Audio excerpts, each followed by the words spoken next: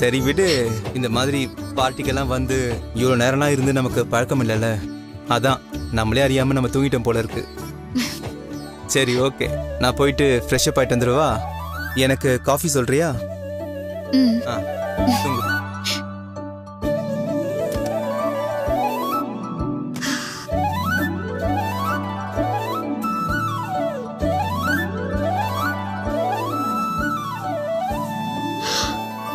ஐயோ,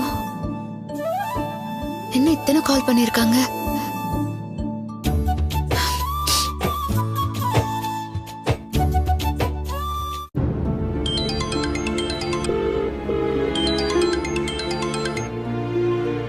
ஹலோ ரஞ்சிதா.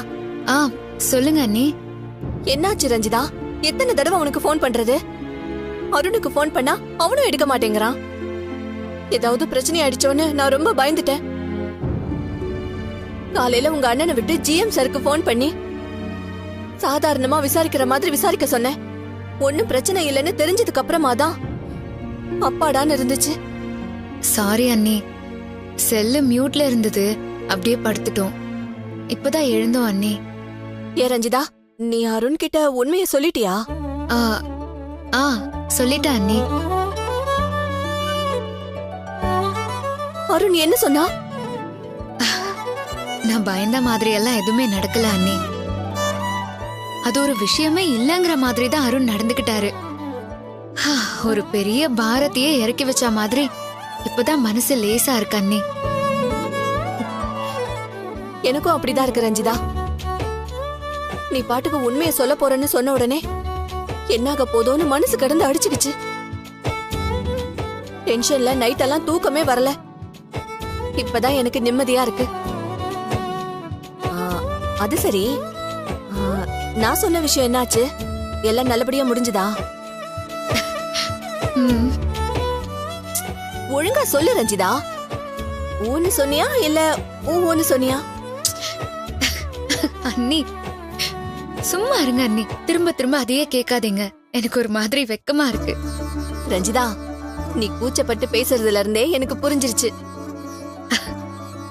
ரொம்ப ரொம்ப சந்தோஷமா இருக்கு. நீ உண்மையை சொல்லிட்ட. உங்களுக்குள்ள தாம்பத்தியமும் முடிஞ்சு போச்சு. இனிமே எதை நினைச்சும் நீ கவலைப்படாத. இத பாரு, அதே மாதிரி சொன்ன பொய்ய திரும்ப திரும்ப நீ ஞாபகப்படுத்திக்கிட்டே இருக்காத. அவன் உன் சூழ்நிலையை புரிஞ்சுக்கிட்டான்ல, அதோட விட்டுடணும். சரியா? ஆ சரிங்க அண்ணி. யார் ரஞ்சிதா போன்ல? அண்ணி தான் பேசுறாங்க. அத்தையா? குடு. ஹலோ அத்தை, நான் அருண் பேசுறேன். அம்மா எப்படி இருக்காங்க? அம்மாக்கு எதுவும் பிரச்சனை இல்லைல்ல? அதெல்லாம் ஒண்ணும் இல்ல அருண். தூங்கி எந்திரிச்சதுக்கு அப்புறமா அவங்க நார்மல் ஆயிட்டாங்க.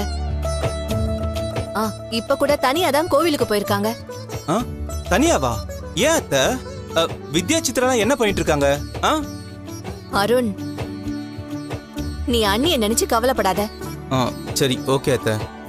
நாங்க லஞ்ச் டைம் முடிச்சிட்டு அங்க வந்துருவோம். அருண், அவ்வளவு சீக்கிரமா இங்க ஓடி வந்து என்ன செய்ய போற? திரும்பவும் இந்த மாதிரி ஒன்னா போற சான்ஸ் எப்ப அமையுமோ தெரியாது. போனதுதான் போனீங்க. இன்னும் ஒரு 2 நாள் அங்கேயே இருந்துட்டு வாங்க.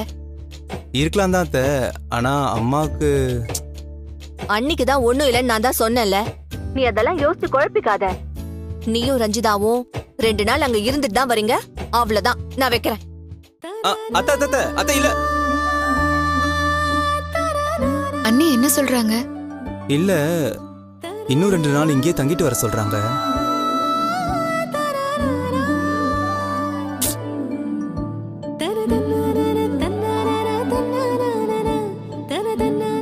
ரஞ்சிதா, நம்ம இன்னும் 2 நாள் இங்கேயே தங்கிட்டு போலாமா?